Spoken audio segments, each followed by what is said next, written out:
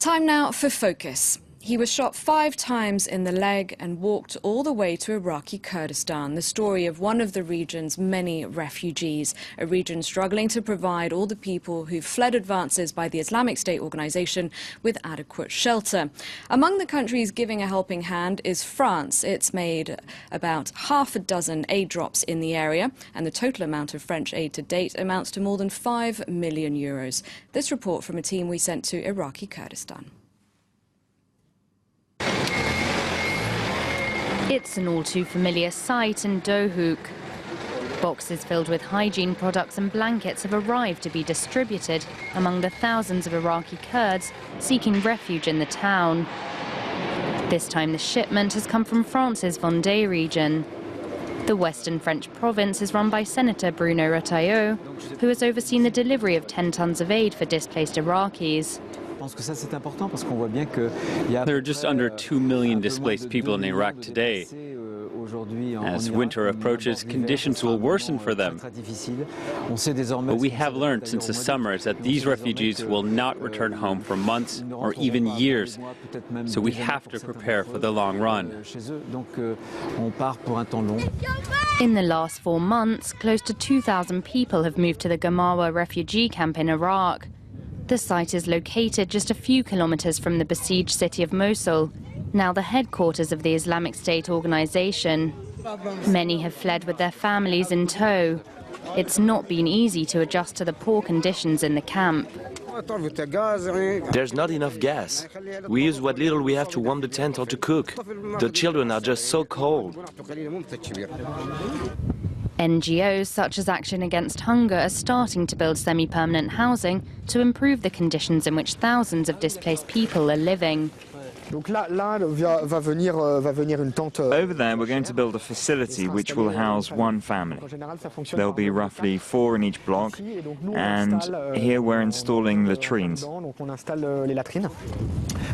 We're building toilets, showers, a water system.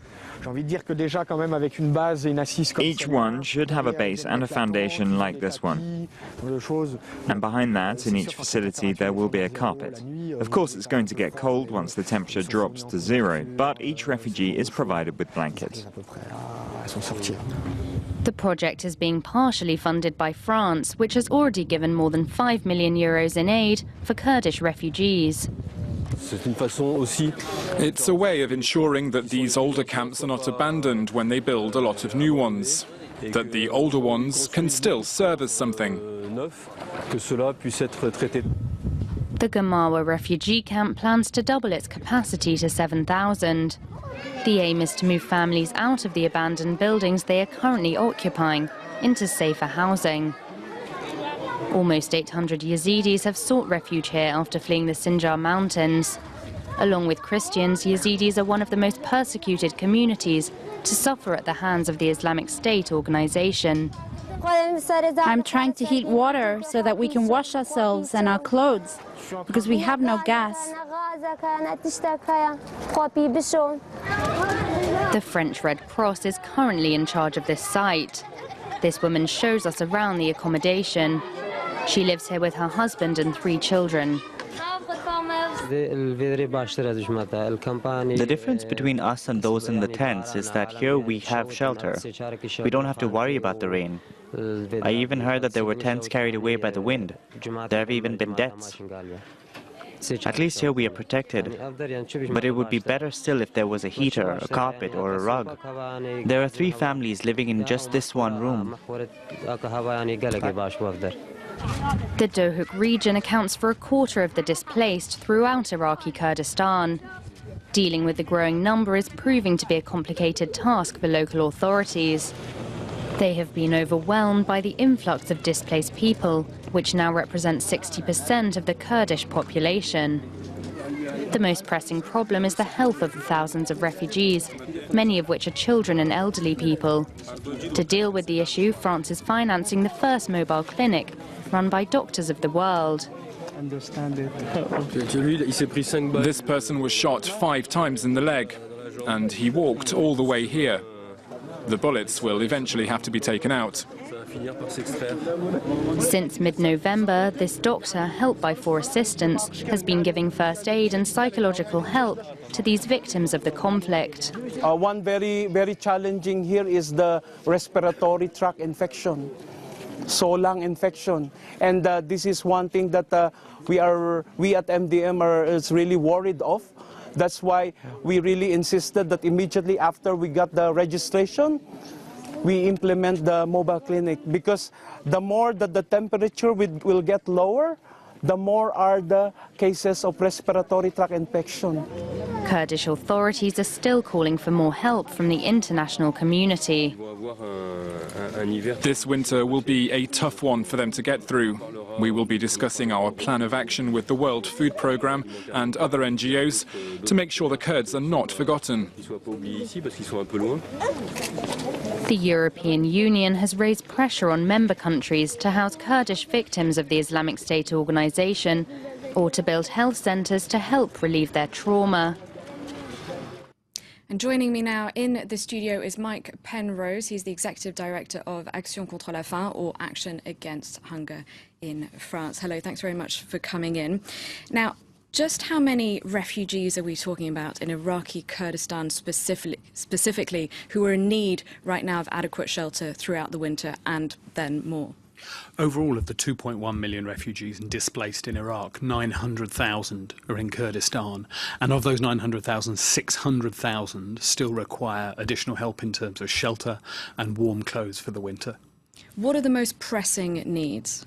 The biggest problem we face is that most of these people were displaced in June and July, where it's 40 degrees in temperature, and they fled with very little, only the clothes that they were wearing. Now it's the winter, and it's mountainous in Kurdistan, so the temperatures are going to drop to minus. We're waiting for the first snows at the moment.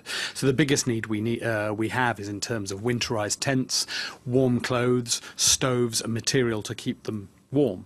The other one is for children. As you heard, respiratory tract infections are one of the biggest killers in winter of children. And unless they get sufficient nutrition, unless we can give them extra food rations to keep them healthy and their immune system strong, then we're likely to see a number of them fall foul. As we saw in that report, France is amongst the countries sending aid to Iraqi Kurdistan. What do you make of France's contribution so far, and do you think it's been adequate and that other European countries or around the world should be doing more?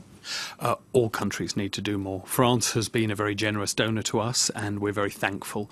But at the moment, overall, the international community is giving nowhere near what is needed in face of the needs that these refugees and displaced have, especially for winterization and especially in terms of food, nutrition and water and sanitation. We need so much more. And we've seen the UN today, the UN World Food Programme, announce that it's having to cut food vouchers for some 1.7 million Syrian refugees. What's your reaction to that? Well, I'm not surprised. All around the region, in Lebanon, in Iraq, in Syria itself, in Turkey, in Jordan, there are 11 million people displaced or affected by this. And just the international community is not stepping up and not funding to the level that is required. All of us are having to cut back. Why do you think that is? I mean, when you see that there are certain natural disasters that get a lot of attention, a lot of funding from people around the world, for example, the tsunami quite a few years ago now, but apparently too much money was raised and now we're seeing not enough money. How do you explain that? At the moment this year, we're facing almost an unprecedented number of complex emergencies. There's Iraq and the problem with the Islamic State, but also the Syrian conflict. The number of refugees is enormous. We have Erbil at the same time, the Central African Republic and South Sudan. All of these happening simultaneously is just forcing the system and stressing the system to breaking point. But unfortunately, the international community is not stepping up to the needs that exist today, and we really need them to. Whose fault is that, really, though? I mean, should governments be doing more to raise awareness, to appeal to people to give more, or should governments themselves be giving more? I think both. They can certainly help, and we appeal to the general public always for more money. But governments as well, we see at these political conferences a lot of rhetoric and a lot of strong positions, and we're seeing an awful lot of money being spent on weapons against the Islamic State. But very, very little is going into actual humanitarian aid to help the people most severely affected. So we do need the government to put a bit of balance in what they're funding and fund the humanitarian requirements as much as they're looking at other issues. And when you yourself went went to Iraqi Kurdistan, I understand, about a month and a half ago. What was it like on the ground, and was it what you expected? The situations are very difficult at the moment. Most people are living under canvas or in half-built buildings. A lot of people are still living without any shelter at all. And one of the things that marked me most was the overwhelming smell of plastic everywhere. They didn't even have the basic stoves to cook and heat themselves, so they're having to burn plastic bottles. And this is going to have a real long-term effect on the health of children. So what would you say to people to perhaps reassure them? Because also over the years we've seen a number of corruption scandals, people a little reticent to give their money when they're not sure exactly where they're going. Also, obviously, we're seeing people in Europe, there's the crisis, and so they're having to tighten their belts. What would you say to people to encourage them to give? I think as Christmas arrives, and as we're facing lots of holiday seasons, just think about giving a small proportion of what we're planning on spending on food and presents in the coming months to people who have absolutely nothing. OK, Mike Penrose from Action Against Hunger, thank you very much indeed for coming in for our Focus segment today.